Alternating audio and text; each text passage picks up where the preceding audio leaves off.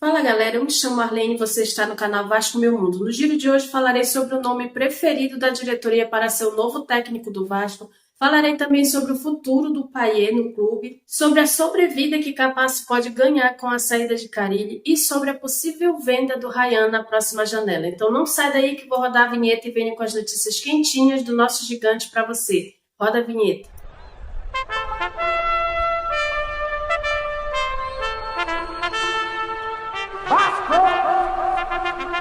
Então, sem mais delongas, começo falando sobre a busca do Vasco pelo novo técnico. E segundo a RTI Sport, Fernando Diniz deve ser anunciado pelo Vasco ainda nessa semana. Será, minha gente? A diretoria do Vasco está em busca de um substituto para Fábio Carille e o principal nome nesse momento é Fernando Diniz. Aliás, as negociações com o ex-treinador do Cruzeiro já foram iniciadas e somente alguns detalhes finais separam as partes do acordo definitivo. Assim, com base nas informações apuradas pela RTI Sport, Fernando Diniz deve ser anunciado pelo clube ainda nesta semana. Em conversas iniciais com Pedrinho, presidente do Vasco, Fernando Diniz pediu um contrato válido até o final de 2026. No entanto, o acordo indicado pelo clube e que deve ser finalizado prevê um vínculo até dezembro de 2025. Apesar disso, nesse mesmo acordo há uma cláusula de renovação automática e bônus em caso de objetivos a serem atingidos.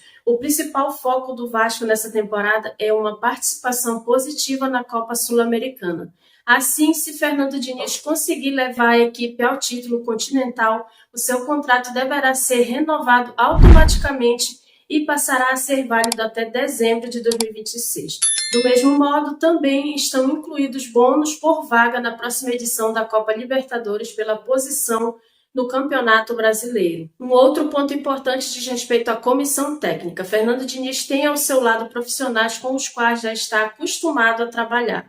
Um desses é Eduardo Barros, que foi seu auxiliar nos trabalhos realizados no Fluminense e na seleção brasileira. Recentemente, Barros aceitou uma oferta para comandar o Amazonas, onde foi campeão do campeonato amazonense. Devido a um desempenho ruim na Série B do Campeonato Brasileiro, Eduardo Barros acabou demitido. Agora o profissional vai definir seu futuro e não está descartada a possibilidade de seguir uma carreira solo em busca de outras oportunidades. No entanto, Eduardo Barros já recebeu o contato de Fernando Diniz no sentido de assumir como seu auxiliar no Vasco. Até o momento, ainda não existe uma definição quanto ao seu futuro profissional. Ainda com relação à comissão técnica, Fernando Diniz acredita que seja importante agregar ao comando profissionais que sejam analistas de desempenho, além de observadores técnicos. Essa questão vem sendo debatida com a diretoria do Vasco, mas a princípio não são impeditivos para o acerto de Fernando Diniz. Por fim, para acertar com o Cruz Maltino, o treinador terá que concordar com uma redução salarial. A oferta do Vasco é inferior ao que Diniz recebia em trabalhos anteriores. Se tudo caminhar dentro das expectativas, Fernando Diniz pode já comandar a equipe no domingo, dia 4, quando o Vasco recebe o Palmeiras, às 16 horas, pela 7ª rodada do Campeonato Brasileiro. Esse jogo, que acontecerá no estádio Mané Garrincha, em Brasília. Mas diz aí, torcedor, se o novo técnico do Vasco for, de fato, o Fernando Diniz, você aprova? Deixa a sua opinião aí nos comentários. Agora, mais uma notícia no giro de hoje é que o Vasco aposta na valorização de Ryan para alcançar a meta financeira de 2025. O jovem atacante é considerado peça-chave no plano de estabilidade financeira da SAF e pode ser a principal fonte de receita do clube nessa temporada.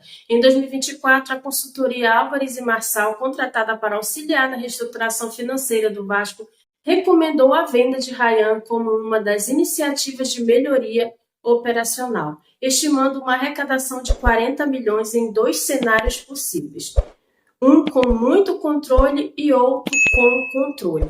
Agora, com o jogador valorizado, o clube espera obter cerca de 100 milhões com uma transferência. E segundo o último balanço divulgado, o Vasco detinha 90% dos direitos econômicos de Ryan, mas não informou se houve mudança nessa porcentagem após a renovação contratual. Abre aspas, é impossível manter o Ryan, fecha aspas, disse uma fonte de dentro do Vasco ao GE, que venda por uma boa grana, para ajudar o clube, já que ele está tão valorizado assim como eles estão falando. Agora, mais uma notícia no giro de hoje é que Payet tem contrato prorrogado com o Vasco e publicado no BID. Dimitri Payet, de 38 anos, teve seu vínculo com o Vasco prorrogado até o fim de julho. O nome do jogador apareceu no BID com a ampliação do seu contrato, que inicialmente se encerrava nesta quarta-feira.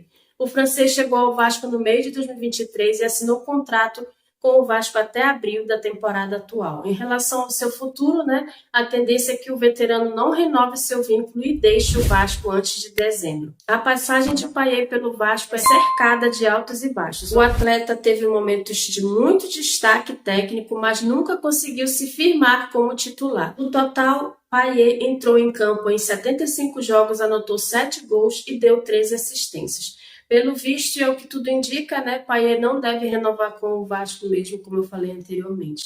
Agora, uma última notícia para você que ficou comigo até aqui é que, segundo a RTI Sport, Capasso pode ganhar sobrevida no Vasco após demissão de Carille. Com futuro indefinido no Vasco, o zagueiro Manuel Capasso pode ganhar uma sobrevida no clube de São Januário. Com a eventual chegada de Fernando Diniz, o zagueiro de 29 anos será reavaliado pelo futuro comandante e pode ficar no Gigante da Colina. A agência RTI Sport apurou que o Vasco travou qualquer possibilidade de saída de Manuel Capasso antes que Fernando Diniz aprove. Na última janela de transferências, por exemplo, o Ceará e o Vitória fizeram uma proposta de empréstimo pelo jogador. O Necaxa do México, o Peñarol do Uruguai e o Talleres da Argentina também tentaram o defensor. No entanto, o alto comando cruzmaltino acabou recusando a modalidade de acordo. Isso porque o clube desejava reaver parte em dinheiro investido na contratação dele. Em 2023, a 777 Partners, antiga dona da SAF do Vasco, empenhou 1 milhão, cerca de 10 milhões, para adquirir 50% dos direitos econômicos junto ao Atlético Tucumã. A situação do zagueiro não é diferente de outros companheiros como Jean Menezes e Lloyd Augusto. Manuel Capasso acabou sendo escanteado por não se encaixar no modelo de jogo de Fábio Carille. Com isso, João Vitor, Lucas Freitas, Lucas Oliveira e Maurício Lemos ficaram à frente dele na ordem de preferência da antiga comissão técnica. Com o Fábio Carille, que liberou o defensor para procurar outro clube, o argentino foi relacionado para o clássico com o Botafogo no dia 23 de fevereiro pela 11ª rodada do Campeonato Carioca. Depois disso, acabou sendo cortado das relações pelo treinador. Manuel Capasso realizou 16 partidas e marcou 2 gols pelo Vasco. Seu contrato termina em 31 de dezembro de 2025. Ele, portanto, poderá assinar um pré-acordo a partir do dia 1º de junho com qualquer equipe no mercado da bola. Mas diz aí, torcedor, deixa sua opinião nos comentários a respeito do Capasso. Só sei, que tudo pode acontecer se tratando de Vasco. Tudo pode acontecer. No mais é isso, você que ficou comigo até o final do vídeo, eu peço para deixar o like, peço para se inscrever se não for inscrito e está aqui pela primeira vez. E peço também para ativar o sininho das notificações para ficar sempre comigo à frente aqui do canal Vasco Meu Mundo. Fique com Deus e até o próximo vídeo com mais notícias do nosso gigante para você. Saudações vascaínas, tchau!